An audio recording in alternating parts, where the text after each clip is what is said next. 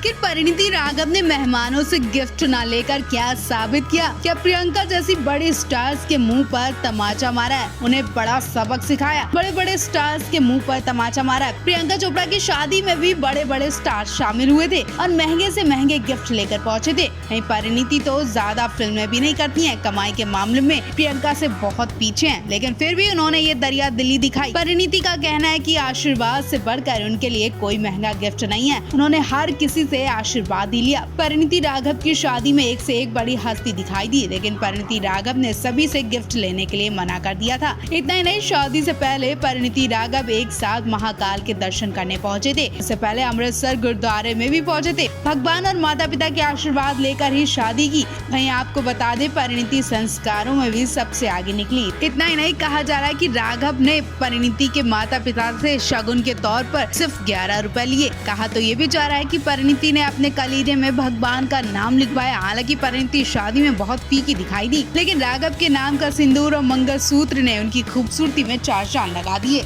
हाल ही में धर्मेंद्र ने अमेरिका से आते एक वीडियो शेयर की थी, जिसमें वो अपने फार्म हाउस में बैठकर मस्ती करते दिखाई दिए। इस वीडियो में उन्होंने ये भी कहा कि मैं बुढ़ा नहीं हूँ, भले ही आंखों से अब साफ नहीं दिखता हो, कानों से ठीक सुनाई न देता हो, लेकिन मैं अभी भी जवान हूँ। धर्मेंद्र की इस वीडियो पर फैंस ने ढेर सारा प्यार लुटाया और उनके स्वास्थ्य के लिए दुआएं की। कहा कि सर, आप हमेशा जवान रहेंगे। वहीं अमेरिका से लौटने के बाद एक बार भी हेमा से नहीं मिले धर्मेंद्र। इतना ही नहीं, अमेरिका से लौटने के बाद धर्मेंद्र को सर्दी जुकाम तक हो गया। उनकी हालत अभी कुछ ठीक नहीं है, कुछ दिक्कतें और भी हो रही हैं, लेकिन फिर भी हेमा मालिनी ने नजरअंदाज कर दिया और एक बार भी उनका हाल चाल नहीं पूछा। हेमा ने भले ही धर्मेंद्र की चिंता ना की हो, लेकिन ईशा देओल ये खबर सुनते ही पापा के फार्म हाउस दौड़ी चली गयी। हेमा मालिनी फिर से सवालों के घेरे में घिर गयी। क्या धर्मेंद्र से लड़ाई हुई है? क्या धर्मेंद्र प्रकाश की बेटियों से मिलने चले गए, इसलिए हेमा उनसे बात नहीं कर रही है, या फिर उनके पहले परिवार की वजह से उन्हें डिस्टर्ब नहीं करना चाहती हैं? ईशा देओल ने पिता के संग फोटो शेयर करते हुए लिखा, आप हमेशा स्वस्थ रहें, आप हमारी ताकत हैं।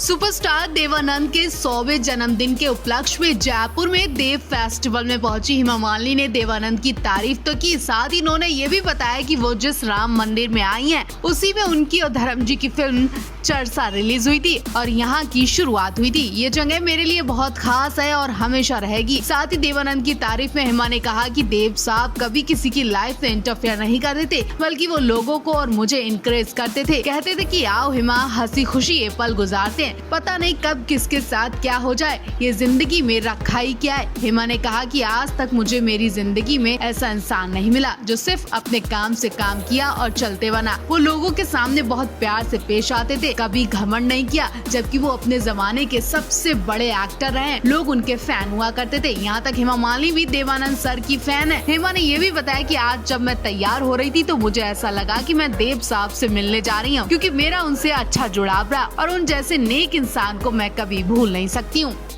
2024 लोकसभा चुनाव की तारीखों का ऐलान होने में भले ही काफी समय है, लेकिन अभी राजनीतिक दल अभी से अपनी तैयारियों में पूरी दमखम से जुट गई है। उधर केंद्र में सत्ता की हैट्रिक लगाने के लिए बीजेपी अपनी खास प्लानिंग के तहत चुनाव मैदान में उतारने जा रही है। हाल ही में विशेष संसद सत्र में देखा गया, जिसमें महिला आरक्षण पर काफी कुछ बवाल भी हुआ। इसी क्रम में महिला आरक्षण की एक झलक सीट बंटवारे में भी देखने को मिल रही है। वहीं बीजेपी मिशन यूपी को हासिल करने के लिए एक बार फिर महिला नेताओं पर भरोसा जता सकती है। इस लिस्ट में स्मृति ईरानी से लेकर अपर्णा यादव और हेमा मालिनी तक का नाम शामिल है, जो इस बार प्रबल दावेदार माने जा रही हैं। जी हां, बीजेपी इस बार हेमा मालिनी पर बड़ा दांव लगा सकती है और हेमा मालिनी पर विश्वास करके एक बार फिर यूपी में हेमा मालिनी का राज दिखाई देगा। क्या कुछ प्लानिंग कर रही है हेमा मालिनी को लेकर, जल्द पता चल जाएगा।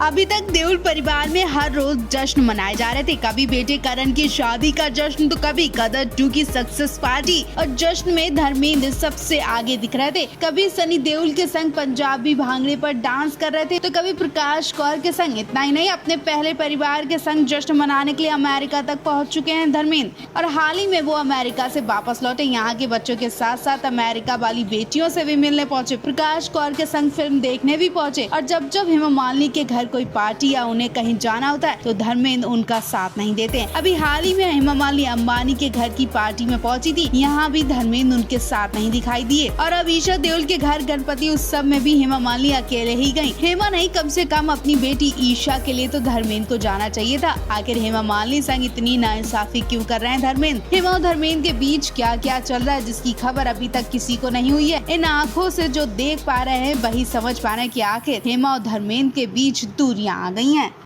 40 साल पहले अंधा कानून फिल्म में रजनीकांत हेमा मालिनी के भाई बने थे।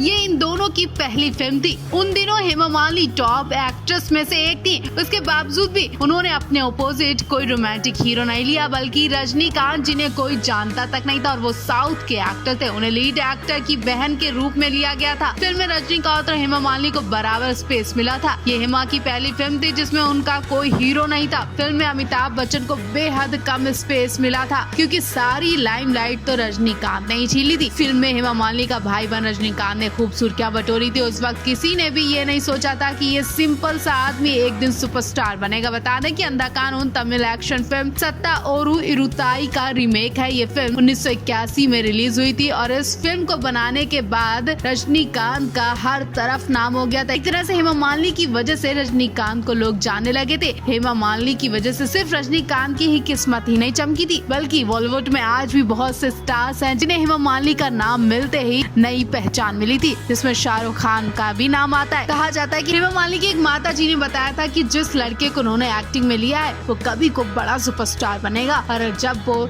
शाहरुख खान सुपरस्टार बने तब हेमा मालिनी को उनकी कही बात याद आई।